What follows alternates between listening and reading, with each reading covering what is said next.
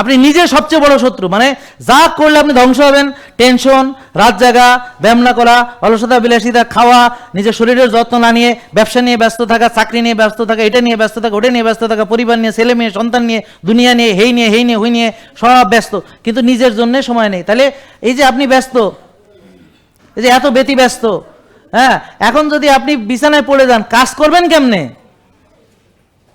আর জীবনটা বাকি যেটুকু আছে চালায় নেবেন কেমনে? মরে গেলে তো ভালো, মরে গেলেন, শেষ, আল্লাহর কাছে গেলেন, জান্নাতে গেলেন, হুরপুরি নিয়ে ঘুরতে আসেন, মজায় লুটতেছেন, ভালো।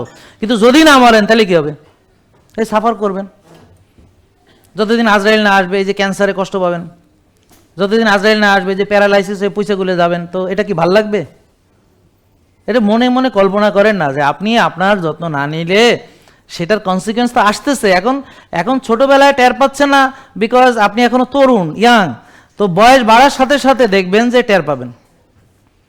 তা আমি এটা নিয়ে অনেক চিন্তা ভাবনা করেছি যে কেন মানুষ এগুলো বুঝে না এই কারণে যে সে এক হচ্ছে এটা নিয়ে ভাবে না, তার সাবকনশিয়াস ডিজাইন যে সবাই যেমন চলে এমনি চলতেছে, আলাদাভাবে ভাবার মতো তার মন মানসিকতা নাই, বা সে ভাবার মতো সে ওই প্রশ্ন তার মনে আসেই নাই।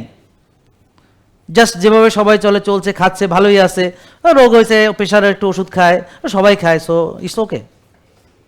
তো কদিন পর একটু ডায়াবেটিসের ওষুধ খেয়ে সবাই যা করে ইটস ওকে। মানে মানুষ কি করে, সবাই ভালো না খারাপ করে এটা নিয়ে কোনোদিন ভাবে না, সবাই যা করে সে এটা করে, এবং সেটাতে সে মানে রিল্যাক্স থাকে, সেটাতে সে কমফোর্ট থাকে, সেটাতে সে সিকিউর থাকে।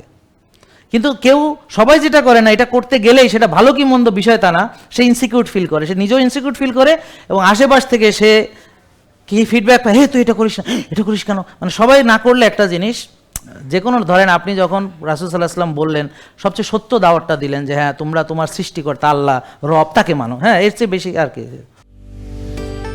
জেকে লাইফস্টাইল, ওষুধ মুক্ত সুস্থ জীবন।